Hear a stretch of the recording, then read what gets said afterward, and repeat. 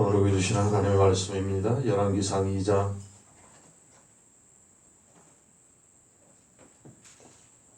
열왕기상 2장 1절에서 4절에 있는 말씀까지 제가 가지고 있는 성경 구약 510페이지입니다. 구약성경 열왕기상 2장 1절로 4절에 있는 말씀 봉독합니다. 다윗이 죽을 날이 임박하매 그 아들 솔로몬에게 명하여 가로되 내가 이제 세상 모든 사람의 가는 길로 가게 되었노니 너는 힘써 대장부가 되고 네 하나님 여호와의 명을 지켜 그 길로 행하여 그 법률과 계명과 율례와 증거를 모세의 율법에 기록된 대로 지키라.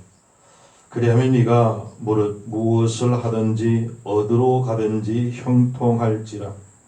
여호와께서 내 일에 대하여 말씀하시기를 만일 네 자손이 그 길을 삼가 마음을 다하고 성품을 다하여 진실이 내 앞에서 행하면 이스라엘 왕위에 오를 사람이 네게서 끊어지지 아니하리라 하신 말씀을 확실히 이루게 하시리라. 아멘. 오늘도 도우신 하나님의 은혜와 평강이 우리 모든 성도들과 함께하기를 간절히 소원합니다. 약 6주 만인 것 같습니다. 함께 예비하기를 간절히 원하지만 코로나19로 인해서 또 비대면을 정부에서 워낙 강력하게 했기 까닭에 맞서기보다는 그와 함께하는 것도 하나님의 은혜요, 또 그들에게 세상의 빛과 소금이요 영광 돌리는 길이라 생각하여 함께 동참했습니다. 우리 모두가 오늘까지 건강하게 하셨던 것처럼 남은 시간도 건강으로 인도해 주실 줄로 믿습니다. 민족의 대명절 추석절이 불과 며칠 남지 않았습니다. 왜 이렇게 큰 명절, 아름다운 명절, 축제의 명절이 되어야 할 지금 이 시기에 우리는 어쩌면 전에 없던 암울함으로 맞이할 그런 명절이 아닌가 하는 생각도 듭니다. 저는 오늘 열왕기상 2장 1절에 있는 1절 이하에 있는 말씀을 통해서 죽음 앞에 선 모세, 그 모세 이름 속에 내 이름을 넣어 보시기 바랍니다. 사람에게 한번 죽는 것은 정한 이치라고 성경은 말씀합니다. 그렇다면 우리가 언젠가는 죽을 것이고 기왕 죽을 것이라면 멋있게 한번 죽어보자. 그것이 하나님의 은혜 아닐까요? 멋있게 한번 죽는 은혜가 있기를 소원합니다. 잘 살았던 것처럼 잘 죽는 것도 하나님의 크신 은혜인 줄로 믿습니다. 마스크를 써서 그런지 아멘 소리가 적네. 예전 어떤 사람이 병중에 신음하고 있었습니다. 비실비실합니다. 죽을 것 같습니다. 힘들어합니다. 그런데 아무 소리도 없이 노크도 없이 문이 스르르 열리는가 싶더니 이 환자가 보니까 검은 옷을 입은 사람이 들어옵니다. 깜짝 놀라서 모기와는 목소리로, 떨리는 목소리로 당신 누구요? 라고 말을 합니다.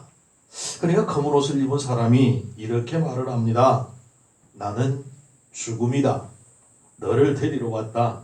이제 때가 되었으니 일어나서 나와 함께 가자 라고 말을 합니다.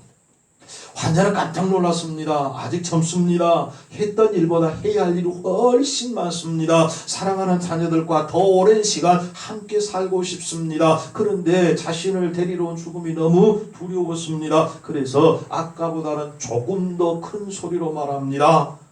아닙니다. 조금만 참아주세요. 한 일보다 해야 할 일이 많습니다. 나는 조금 더 살아야 할 이유가 있습니다. 사정을 합니다. 그때 죽음이 또 그렇게 말을 하더랍니다.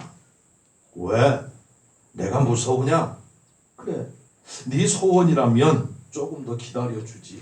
그런데 다음에 올 때는 네가 지금처럼 놀라지 않도록 많은 사신들을 너에게 보내줄 테니까 그 사신을 보며 죽음을 준비하거라. 그렇게 말을 하고는 흔적도 없이 사라지더랍니다.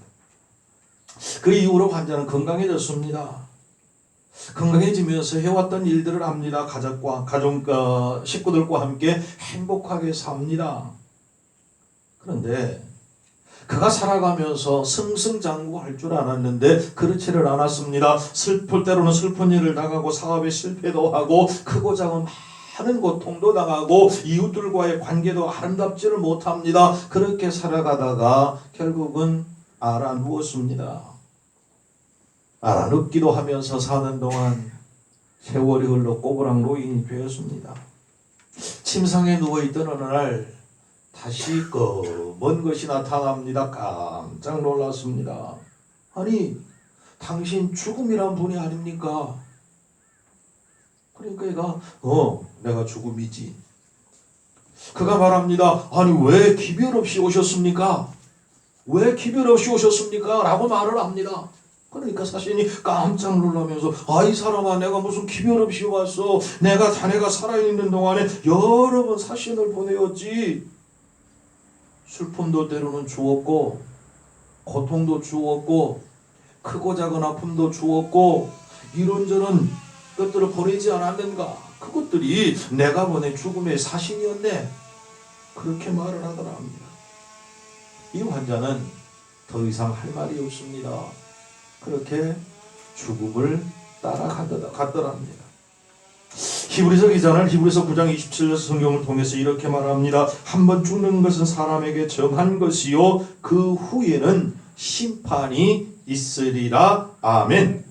성도 여러분, 이 말씀 속에는 세 가지 의미를 볼 수 있는데 그 하나는 죽음을 피할 수 있는 사람은 이 세상에 한 사람도 없다는 것이요, 둘째는 인생의 삶은 죽음으로 끝나는 것이 아니라는 사실이요, 세 번째는 그러므로 모든 사람들은 오늘만 준비하는 것이 아니라 내세를 준비하는 데 있어서 이 세상의 삶이 너무나 소중하고 귀하다는 말씀입니다.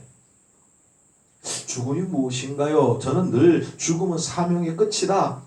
내가 하나님께서 내게 맡기신 사명을 다 했을 때 그가 누구이든 간다, 죽는다 라고 말씀을 드렸습니다. 그런데 성경은 이 죄의 값이 사망이라고 말씀합니다. 로마서 6장 23절 죄의 삭선 사망이요 하나님의 은사는 그리스도 예수 우리 주 안에 있는 영생이니라. 아멘. 이렇듯 저주와 형벌의 대상이었던 죽음이 그리스도 예수 안에 있는 자들에게는, 그리스도를 믿는 자들에게는 축복과 영생인 것을 믿으시기 바랍니다. 예수 안에 축복이요 예수 안에 영생이 있음을 믿습니다. 그러므로 로마서 8장 2절 이는 그리스도 예수 안에 있는 생명의 성령의 법이 죄와 사망의 법에서 너를 해방하였음이니라. 아멘. 전도서에서는 이렇게 말씀을 합니다.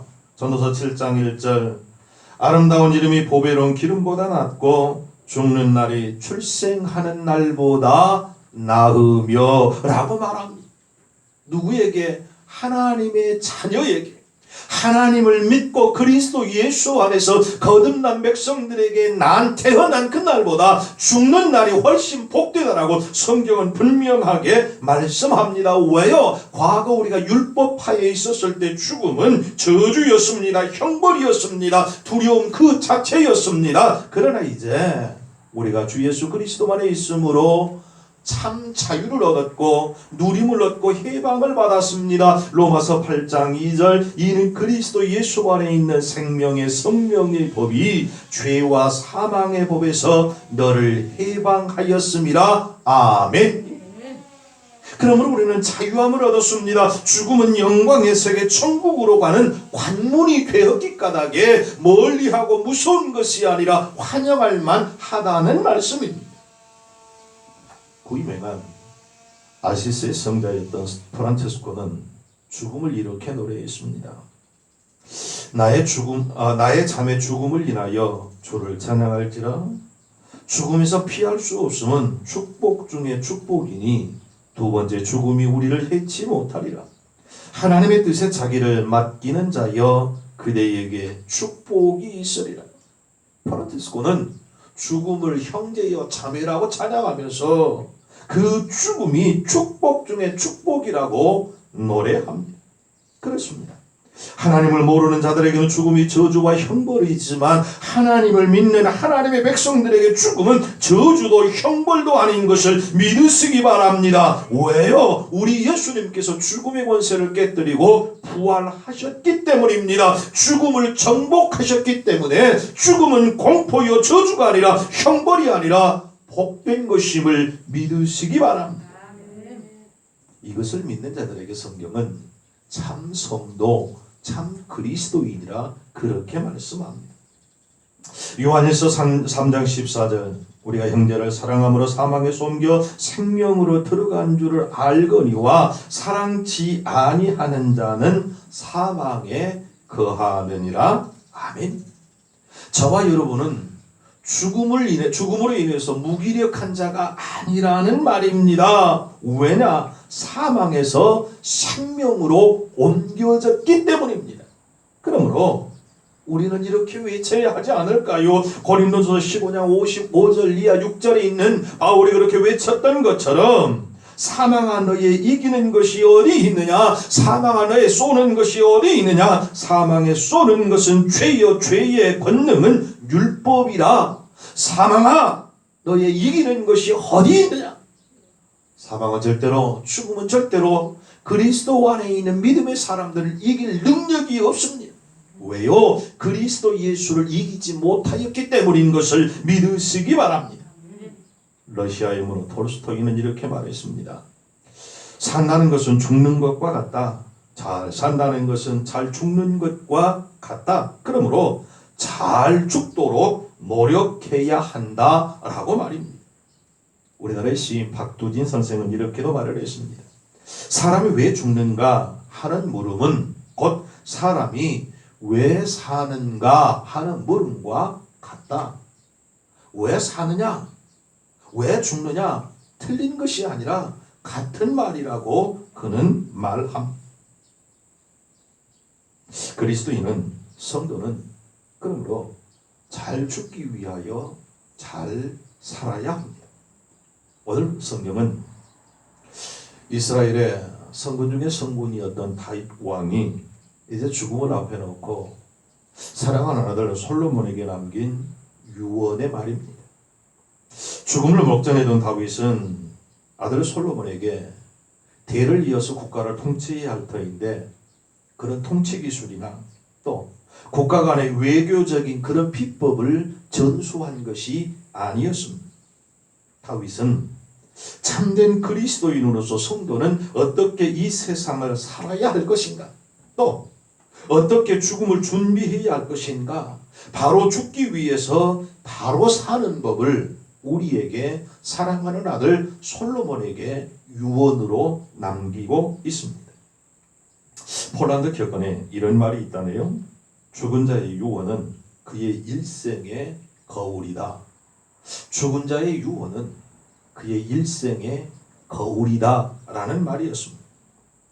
다윗이 남긴 마지막 유언 역시 그가 오랜 세월 일생을 다해서 살아온 거기에 답이 아닐까요?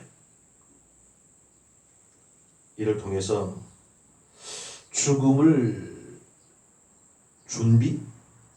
죽음을 향해서 오늘 또 한 걸음 한 걸음 나아가는 저와 여러분, 이제는 두려움이 아니라 하나님의 나라에 영원히 하나님과 함께 한다는 사실에 감사하며 그때가 언제인지는 알 수 없지만 준비하는 귀한 은혜의 시간 되기를 축복합니다. 절대로 죽음을 인식해야 한다는 것입니다. 다윗은 죽음의 일반성에 대해서 유언을 하는데 2절 말씀, 내가 이제 세상 모든 사람의 가는 길로 가게 되었다 라고 말합니다. 다윗이 말한 세상 모든 사람들이 가는 길이란 무엇인가요? 바로 죽음입니다. 성군 다윗은 사람은 누구나 죽는다는 죽음의 일반성, 보편성을 분명히 알고 있었습니다. 이것이 다윗의 지혜였다는 말입니다. 그러므로 그가 죄를 지었을 때 철저하게 회개한 이유가 죽음을 준비한 것이었습니다. 히브리서 9장 27절, 한번 죽는 것은 사람에게 정한 것이요 라고 성경은 말씀합니다. 그가 누구이든 남녀노소 빈부귀천 유무식을 막론하 하고 한 번 온 자는 반드시 한 번 간다는 말입니다. 이 세상에는 두 종류의 사람이 있다 생각되어지는데요.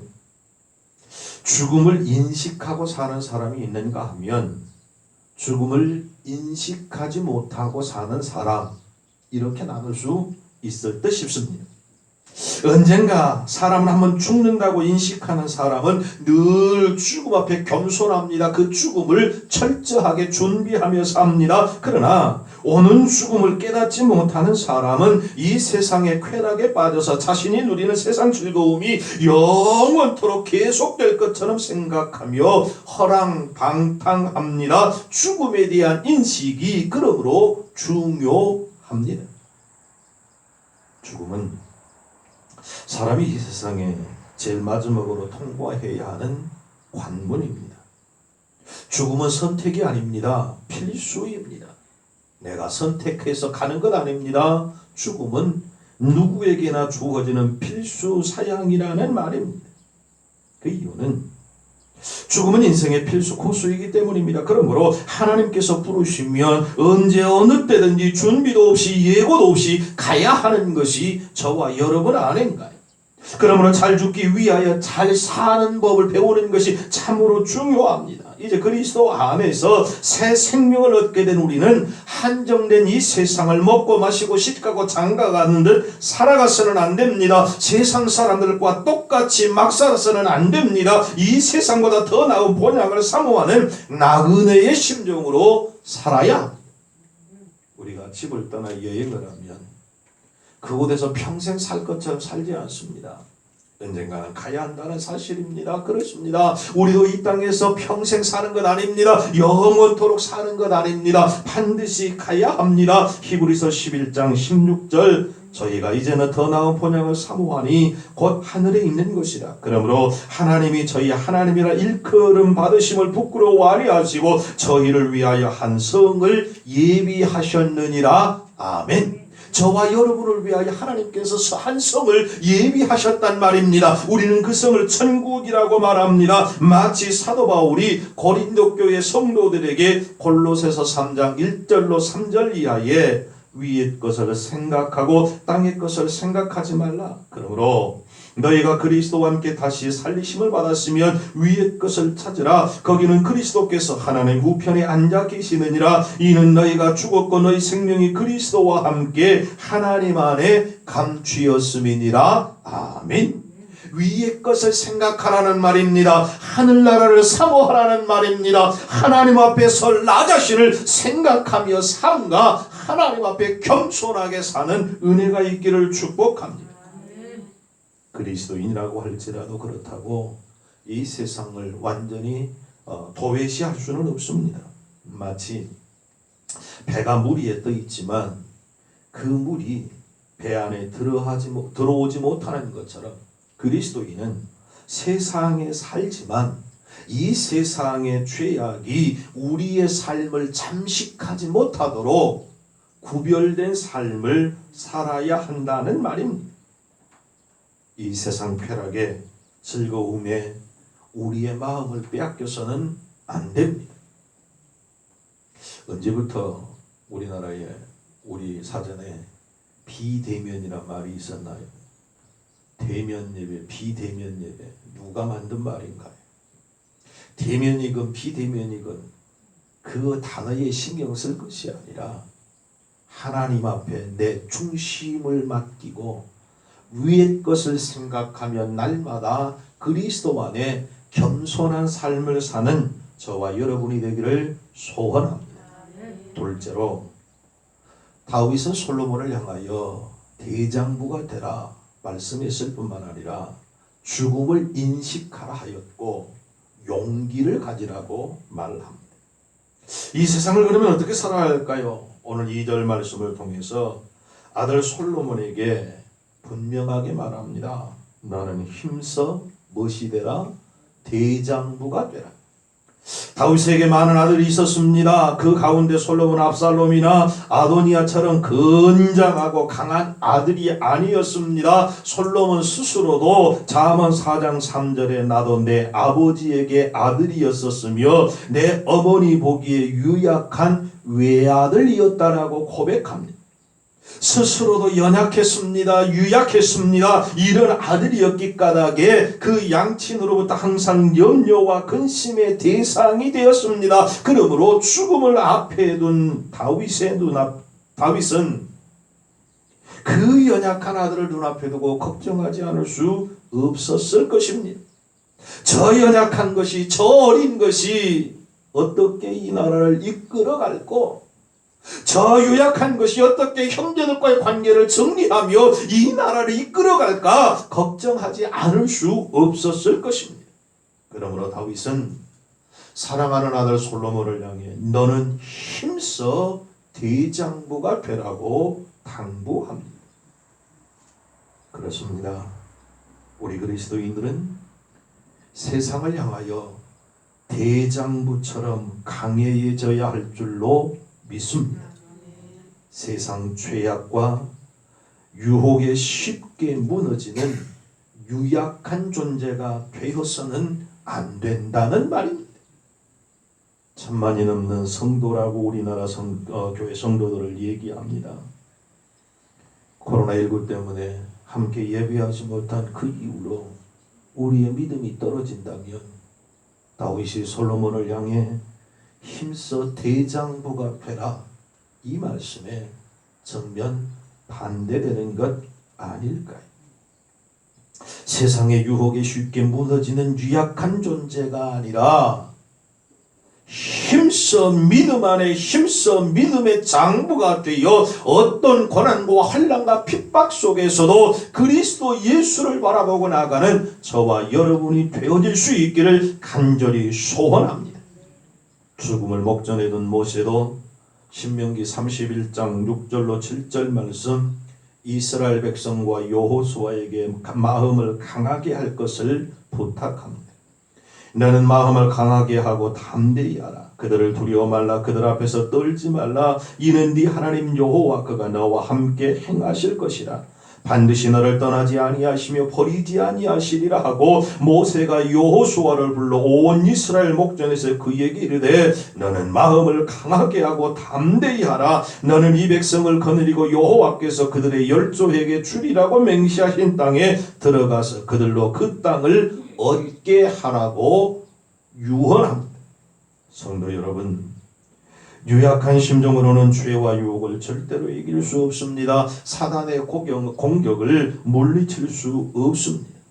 마치 이세벨의 군사에게 쫓기다가 광야 한 노뎀나무 아래 쓰러져서 죽기를 구하던 엘리야와 같은 모습이 될 수밖에 없다는 말입니다.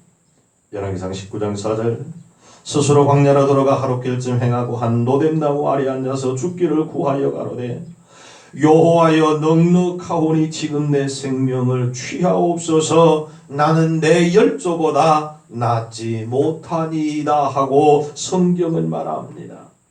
연약한 상태로 세상을 사는 것은 절대로 하나님의 뜻이 아닙니다. 비록 우리의 육신은 병들만정 우리의 속사람은 하나님 앞에 힘써 믿음의 대장부로 살아가는 놀라운 은혜가 있기를 축복하고 소원합니다. 그러므로 고린도서 16장 13절 성경은 저와 여러분을 향하여 이렇게 말씀합니다. 깨어 믿음에 굳게 서서 남자답게 강건하여라. 아멘 할렐루야입니다. 믿음 안에 강건한 자 되기를 축복합니다.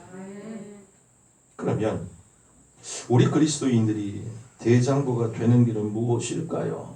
어떻게 하면 믿음의 대장부가 될 수 있을까요? 오직 하나입니다. 하나님을 믿고 의지하고 따르는 것입니다. 고린도전서 1장 25절, 하나님의 미련한 것이 사람보다 지혜 있고 하나님의 약한 것이 사람보다 강하기 때문이며 라고 성경은 그 이유를 분명하게 말씀합니다.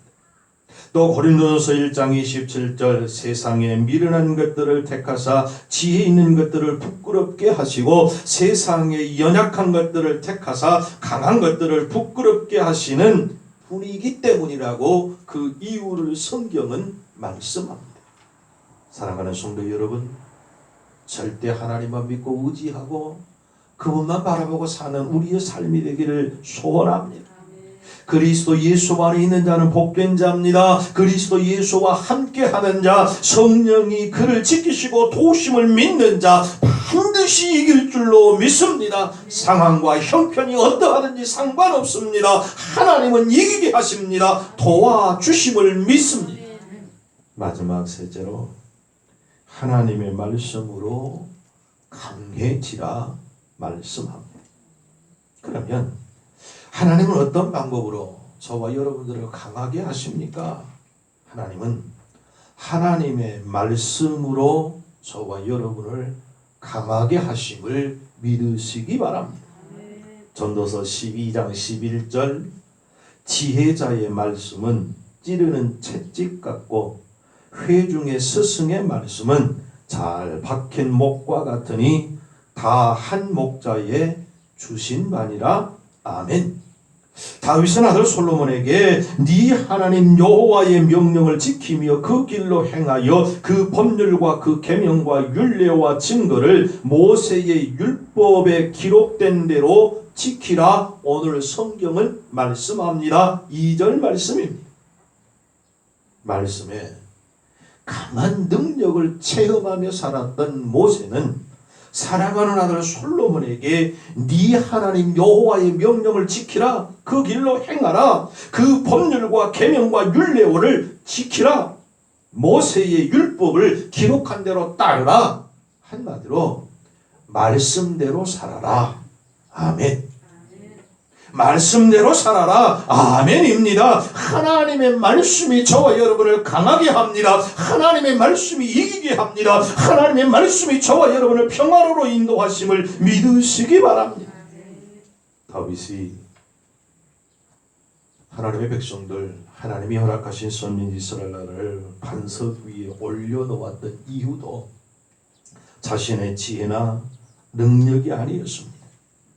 다윗의 마음과 생활 속에 있었던 하나님의 말씀의 능력인 것을 그는 체험했고 알았습니다. 그래서 그 아들 솔로몬에게 자신이 그렇게 살았던 것처럼 그렇게 행할 것을 말씀합니다.